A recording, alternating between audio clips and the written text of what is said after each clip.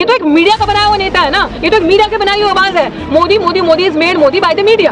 हम तो अभी भी कहते हैं कि हमारे देश के प्रधानमंत्री हैं, हमारे साथ आके खड़े हो जाए, हम इनकी इज्जत करें, हम इनको मौका दें, हमें अच्छा लगेगा। क्योंकि वो जो कुर्सी है ना, जिस पद पे वो बैठे हैं, हमें उसकी गरिमा और उसकी इज्जत है, क्योंकि हम अपने देश से प्यार करते हैं और हम उस पद की इज्जत करते हैं। लेकिन इस इंसान ने कोई भी काम ऐसा नहीं किया जहां देश की बच्चियों को सुरक्षित लगे अपना आप। अगर देश की बच्चियों को सुरक्षित लगता तो बिल्कुल बानों के आरोपी रिहा नहीं होते। अगर देश की बच्चियों का मान सम्मान ये करते, जो झूठी बातें बेटी बचाओ बेटी पढ़ाओ की जितने बड़े इन्होंने नारे दिए उतने बड़े ये विफल हुए। अगर बेटी बचानी है तो ये जो देश की बेटियां बैठी हैं इनको बचाओ। आज वो खड़े इतने कौन से बड़े आप नेता होगे? एक सेकंड, देश आपका है, प्रशासन आपका, पुलिस आपकी, पूरा राज्य आपका। हम यहाँ पे खड़े हैं तो क्या कोई हमें मार रहा है? यहाँ पे कोई हम पे अटैक कर देगा? यहाँ पे हम यहाँ पे खड़े हैं, आपको किस चीज का डर है? आप इतने बड़े कौन से नेता होंगे कि आप जमीन पे आके इस देश में मिट्टी में ही जाएगा ना अल्टीमेटली ये शरीर। तो बैठो इन पहलवानों के साथ, क्यों नहीं निकलते आप अपने बड़े बड़े कमरों से?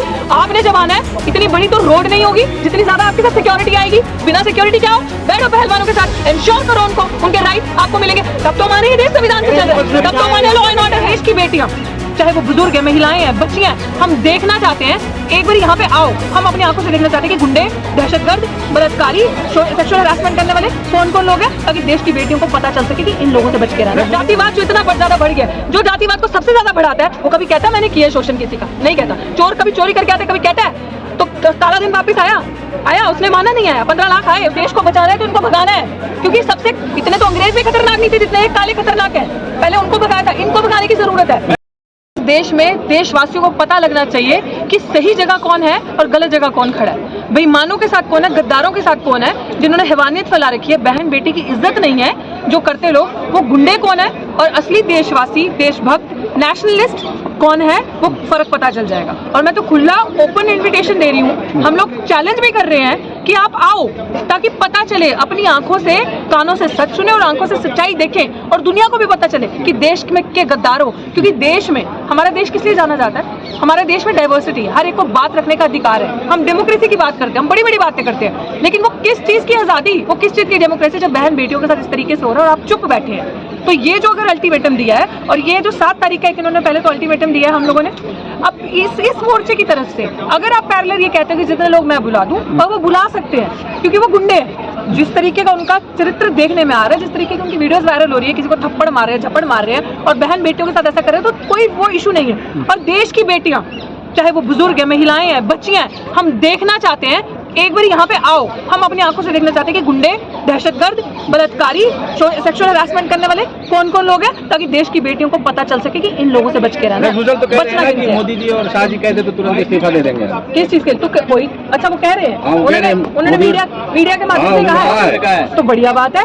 मैं तो कहती हूँ कहना चाहिए, तो उसमें मुझे समझ में नहीं आती ये चीज। खैर मैंने ये चीज सुनी नहीं, लेकिन अगर ये चीज उन्होंने कही है तो बहुत अच्छी बात है। अब जो ओनस है इज नॉट ऑन ब्रिजभूषण, ये प्रधानमंत्री जी की तरफ भी आंखें जा रही है और ये आंखें अमित शाह की तरफ भी जा रही है कि लोग, देश अगर ये चीज है तो देश की बेटी भी इस चीज की गुहार लगाती है, तो फिर आप चुप क्यों बैठे हो?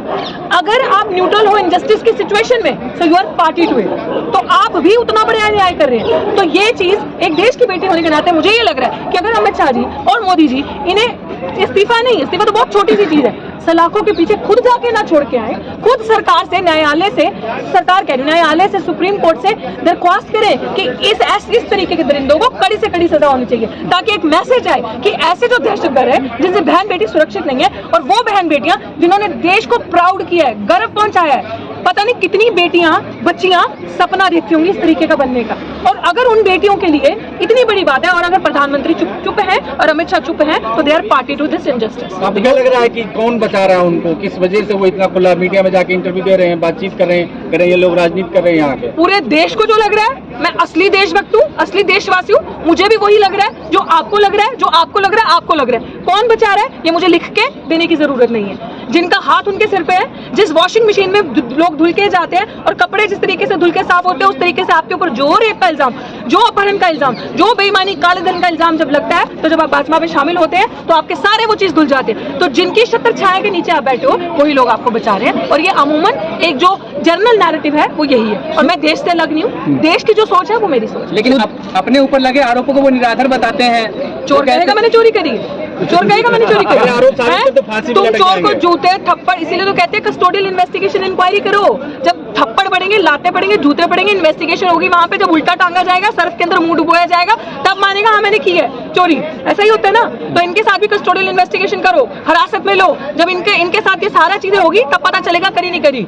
और वो कभी भी नहीं कहेगा मैंने करी है। जुल्म करने वाला कभी कहता है मैंने जुल्म किया है? कभी नहीं कहता। कभी इस देश में जो एक प्रथा चलती आती है, छोटी सी एग्जांपल देती हूँ, जातिवाद जो इतना ज्यादा बढ़ गया, जो जातिवाद को सबसे ज्यादा बढ़ाता है, वो कभी कहता है मैंने किया शोषण किसी का? नहीं कहता। चोर कभी चोरी करके आता है? कभी कहता है? तो काला दिन वापिस आया, उसने माना नहीं आया। 15 लाख आए, उसने माना नहीं आया। तो ये हाल है। सुधीर चौधरी तो कह रहे हैं कि कुछ लोग हैं जो शाहीन बाग में बैठे थे, यहाँ भी बैठे हुए आंदोलन जीवी हैं सब के सब। आप इस समय अगर जंतर मंतर पे आए तो किसी हिम्मत के लोगों की बात कीजिए। बुजदिल कायरों और पत्तल चाटने वाले, जूते चाटने वाले लोगों की बात मेरे सामने मत करो। राष्ट्रवादी कहते हैं अपने आप को। हाँ, राष्ट्रवादी। वो राष्ट्रवादी हैं जिनकी जेब गर्म होती है, वो राष्ट्रवादी हैं। जो गोदी के अंदर बैठ के पत्रकारिता करते हैं और अपने मुंह से हर रोज आपके बेडरूम के अंदर आके गोले बरसाते हैं। सबसे बड़ा टेररिज्म जो फैला रहे हैं इस देश में, वो अपने आप को राष्ट्रवादी बताएंगे। और जो यहाँ पे बहन बेटियों के साथ खड़ा हो रहा है, उन्हें आप आंदोलनजीवी बताओगे। किसी भी औरत के ऊपर आप उसका कैरेक्टर असैसिनेट करोगे, आप उसके साथ असॉल्ट करोगे, और आप औरतों को, महिलाओं को जो आवाज उठाती है उनको बोलोगे आप आंदोलनजीवी। ये भी चला है ना अभी, उसी गद्दार ने कहा है ना ये बात। तो हमें उनसे सर्टिफिकेट लेने की जरूरत नहीं है। जो सच्चाई है वो भली भांति जनता जानती है। मैम, जब खिलाड़ियों को चोट लगती है, मोदी जी ट्वीट करते हैं, और क्या उन तक ये बात पहुंच नहीं पा रही? कौन से खिलाड़ियों को? जिनके अंगूठे टूटते हैं? अंगूठे टूटने वाले खिलाड़ी हैं, जिनके शरीर टूटते हैं, जो मेडल्स लेके आते हैं, जिनका इतना बड़ा, जिनको मैंने अभी आपको बताया कि जो बच्चे सपना देखते हैं ऐसे बनने का, उनके लिए उनके पास कुछ नहीं है, वो नहीं लिखते। तो आपको ये चीज समझनी नहीं है। पत्रकार होने के नाते आपकी भी जिम्मेदारी बनती है, लोगों को बताओ कि अगर देश को बचाना है तो इनको भगाना है। क्योंकि सबसे इतने तो अंग्रेज भी खतरनाक नहीं थे जितने ये काले खतरनाक है। पहले उनको भगाया था, इनको भगाने की जरूरत है। जो देश को बर्बाद करा है ना, इतना उन्होंने भी नहीं करा था जितना इन लोगों ने देश को बर्बाद कर दिया। इन लोगों ने आपका फ्यूचर खत्म कर दिया है। ठीक नहीं है 2024 कर दिया। तो मोदी जी तो मैम कह रहे हैं कि फिल्म देखने के लिए द केरल स्टोरी कर्नाटक में कह रहे हैं, नहीं बोल रहे, बेटियों पे कुछ बोल नहीं रहे। कैसे बोलेंगे? देखो बताइए आप बता दीजिए। बेटियों, अगर जिस इंसान, मतलब मैं उनके पर्सनल कैरेक्टर पे नहीं जाऊंगी, मैं उनके निजी जीवन पे भी नहीं जाऊंगी, बट कहते हैं ना जिस तन लागे सो ही जाने। वो आपको दर्द अच्छा बताएगा जिसके आगे होगा। वो आपको दर्द अच्छा सा बता सकता है जो एक फैमिली मैन होगा। वो आपको, ये तो एक मीडिया का बनाया हुआ नेता है ना, ये तो एक मीडिया के बनाई हुई आवाज है। Modi Modi Modi is made Modi by the media. हम तो अभी भी कहते हैं कि हमारे देश के प्रधानमंत्री हैं, हमारे साथ आके खड़े हो जाए, हम इनकी इज्जत करें, हम इनको मौका दें, हमें अच्छा लगेगा। क्योंकि वो जो कुर्सी है ना, जिस पद पे वो बैठे हैं, हमें उसकी गरिमा और उसकी इज्जत है। क्योंकि हम अपने देश से प्यार करते हैं और हम उस पद की इज्जत करते हैं। लेकिन इस इंसान ने कोई भी काम ऐसा नहीं किया जहां देश की बच्चियों को सुरक्षित लगे अपना आप। अगर देश की बच्चियों को सुरक्षित लगता तो बिल्किस बानो के आरोपी रिहा नहीं होते। अगर देश की बच्चियों का मान सम्मान ये करते, जो झूठी बातें बेटी बचाओ और बेटी पढ़ाओ की जितने बड़े इन्होंने नारे दिए उतने बड़े ये विफल हुए। अगर बेटी बचानी है तो ये जो देश की बेटियां बैठी हैं इनको बचाओ। आज वो खड़े, इतने कौन से बड़े आप नेता होगे? एक सेकंड, देश आपका है, प्रशासन आपका, पुलिस आपकी, पूरा राज्य आपका। हम यहाँ पे खड़े हैं तो क्या कोई हमें मार रहा है? यहाँ पे कोई हम पे अटैक कर देगा? यहाँ पे हम यहाँ पे खड़े हैं, आपको किस चीज का डर है? आप इतने बड़े कौन से नेता हो गए कि आप जमीन पे आके इस देश में मिट्टी में ही जाएगा ना अल्टीमेटली ये शरीर? तो आप बैठो इन पहलवानों के साथ, क्यों नहीं निकलते आप अपने बड़े बड़े कमरों से? आपने जब आना है, इतनी बड़ी तो रोड नहीं होगी जितनी ज्यादा आपके साथ सिक्योरिटी आएगी। बिना सिक्योरिटी क्या हो? बैठो पहलवानों के साथ, इंश्योर करो उनको, उनके राइट आपको मिलेंगे, तब तो माने ये देश संविधान से चल रहा है, तब तो माने लॉ एंड ऑर्डर है।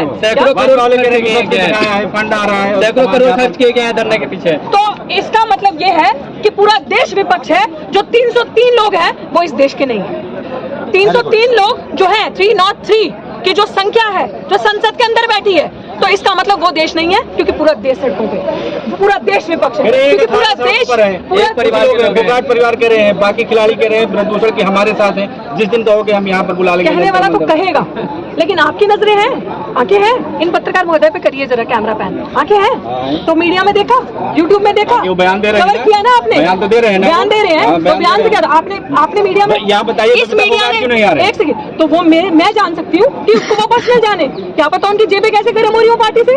जब आप ये उठ रहा है कि उनकी बहन यहाँ नहीं, दलाली करने वाले का कुछ नहीं है, कोई उनका स्टेचर और स्टैंड नहीं होता। जिसके मुंह में आवाज है, जो देशवासी है, जो देश से प्यार करता है, वो यहाँ पे, मैं आपको सीधी सी बात बताऊं। क्योंकि सिर्फ आज की जो आवाज आवाज है, चाहे वो बेरोजगार है, युवा है, पीड़ित है, शोषित है, छोटी जात का, छोटे वर्ग का है, किसी भी कम्युनिटी का इंसान है, वो एक देश बना रहा है। तो अगर आप विपक्ष कह रहे हैं, तो आप विपक्ष वर्सेस अगर सरकार कर रहे हैं, तो अगर आपको ये चीज सोचनी पड़ेगी कि पूरी आबादी एक तरफ और पूरी आबादी में से भारत की सिर्फ 303 लोग निकाल दीजिए, पूरा देश सड़कों पर और पूरा देश जंतर मंतर पे आने के लिए तैयार। अनुराग ठाकुर ये एक पढ़े लिखे युवा की आवाज है। अनुराग ठाकुर कह रहे हैं आप लोग घर जाइए, हम ऐसे तो काला धन भी आ गया होगा वापस, ऐसे तो 15 लाख भी आपके अकाउंट में वापस आ गए होंगे, ऐसे तो कहीं बहन बेटी सुरक्षित नहीं है। ऐसे 10 बजे के बाद बेटी आपकी बहन जाती है, आप जाने देते हैं बहन को? तो ऐसे तो बड़ी बड़ी बातें बहुत करी, ऐसे तो बेटियां पता नहीं कितनी बच गई। बेटी बच रही होती, बेटी पढ़ रही होती तो शिक्षा इतनी महंगी नहीं होती। हर गरीब की बच्ची बाहर सड़क पे सिग्नल पे रुकते हो, देखते हो छोटी छोटी बच्चियां गाड़ी साफ करती है, भीख मांग रही होती है। अगर बेटियां पढ़ रही होती, अच्छी व्यवस्थाएं होती तो ये हाल नहीं होता। बेटियां बच रही होती तो हाथरस नहीं होता, दिल्ली कैंट नहीं होता, नांगल नहीं होता, ये संगम बिहार में बच्ची का रेप और शोषण नहीं होता। तो हमसे अच्छा कोई नहीं जानता इस चीज को। और कुछ लोग देखो, अब जो आने वाले तुम लोगों के बच्चे होंगे ना, जो उन लोगों के लिए तुम शिक्षा अफोर्ड नहीं कर सकते। तुम क्या, हम भी नहीं कर सकते, हम पढ़ गए। अब जो जिस तरीके से शिक्षा का निजीकरण हुआ है ना, यूनिवर्सिटीज का निजीकरण हुआ है, 3 महीने में 3 लाख फीस कौन देगा रे? जब आप महीने में 20,000 सैलरी नहीं लेते तो 3 महीने में 3 लाख फीस दे दोगे? ये हुआ है निजीकरण का। तो इस तरीके से बेटी पढ़ेगी, सिर्फ उन्हीं के बच्चे पढ़ेंगे जिनके पास ये होगा। तो मैम आपको लगता है देश, मेरी बात कंप्लीट होने दीजिए। क्यों? क्योंकि हम लोगों को, जिनको आंदोलन जीवी कहा जाता है, हम लोग जो आवाज उठाते हैं, कुछ ही है गिनती में, ये कुछ ही मिलेंगे आपको, मुट्ठी भर भी नहीं होगी, कुछ ही उंगली पे गिनतियां कर लोगे। एक सेकंड भाई साहब, बात तो करने दीजिए। ये कुछ ही लोग मिलेंगे आपको गिनती करने के। तो हम लोगों जैसे आबादी और ना हो जाए, करो शिक्षा को महंगी। क्योंकि अगर साला पढ़ गए, शिक्षा प्राप्त कर ली, तो ऐसे आवाज उठाएंगे, हमारी चलाकियां पकड़ेंगे, पूरे देश को जागरूक करेंगे, फटाफट से शिक्षा को बेचा ताकि इस तरीके की आवाज न बचे। और भैया मुझे बताओ, क्यों ना करें आंदोलन? 2014 के बाद हमारे पास विकल्प ही क्या बचा? सब चीजें तो बिक गई। तो आंदोलन नहीं करेंगे, सड़कों पे नहीं बैठेंगे, स्कूल में तो जा नहीं सकते, यूनिवर्सिटीज में तो जा नहीं सकते, पढ़ नहीं सकते, शिक्षा महंगी है। इंटरव्यूज में भर्ती उनकी हो रही है, एक्सटर्नल्स उनकी भर्ती करें जिनका नाम ऊपर से लिखा आ रहा है, जिनके पैसे आ रहे हैं ऊपर से लिखा आ रहा है। एक अभी दिल्ली विश्वविद्यालय के टीचर ने सुसाइड कर ली, ये हाल हो रहा है। तो आप मुझे बताओ, जो इंसान सच्चा है, काबिल है, देश से प्यार करता है, देशवासी, वो सड़कों पे नहीं जाएगा, कहाँ जाएगा? और सड़क पे जाना अधिकार, right to protest, my constitutional guarantees me that right. इनकी औकात नहीं है, ये प्रेशराइज कर सकते हैं, ये हमें उठा नहीं सकते, ये हमसे धक्का नहीं कर सकते, क्योंकि ये मेरा देश है, ये मेरी आवाज है, ये मुझे मेरे संविधान ने दी है, मैं उठा सकती हूँ उस आवाज को।